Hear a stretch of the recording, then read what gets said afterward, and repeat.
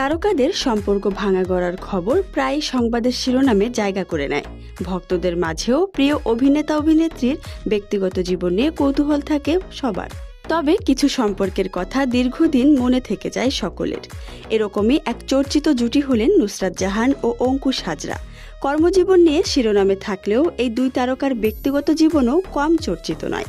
নায়ক নায়িকার প্রেম নতুন কিছু নয়, এরকম বহু দৃষ্টান্ত রয়েছে অতীতে। টলিউডের বহু তারকা জুটি ছিলেন সম্পর্কে, যেমন বাংলাদেশের শাকিব খান ও অপু বিশ্বাস কিংবা শাকিব খান বুবলি। আবার কলকাতার দেব শুভশ্রী সম্পর্কে সবাই জড়িয়েছেন। কিছু ক্ষেত্রে সে সম্পর্ক গড়িয়েছে বিয়ের পিঁড়ি পর্যন্ত। বিষয়টা টলিপাড়ায় অনেকটাই ওপেন সিক্রেটের মতোই ছিল। অঙ্কুশ হাজরা ও নুসরাত জাহানের সম্পর্ক বহু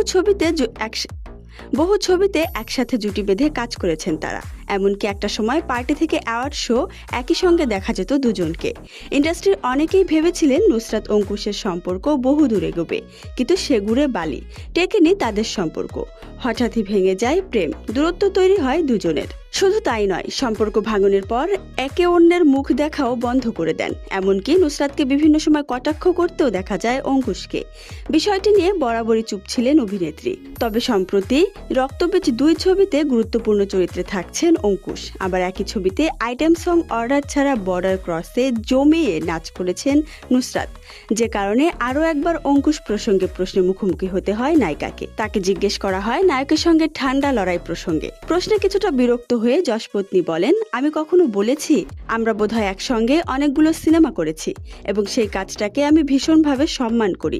সেই সময় আমরা খুব ভালো বন্ধু ছিলাম। আমাকে নিয়ে উল্টো দিক থেকে কেউ কিছু বললে আমার সে বিষয়ে কিছু বলার নেই। দর্শকের হয়তো তাতে মজা লাগে, তবে এটা আমার শিক্ষা দীক্ষা নয়। আমি কারো ব্যাপারে এত কিছু নেগেটিভিটি ভাবতে কিংবা নেগেটিভিটি ধরে বসে থাকতে পারি না।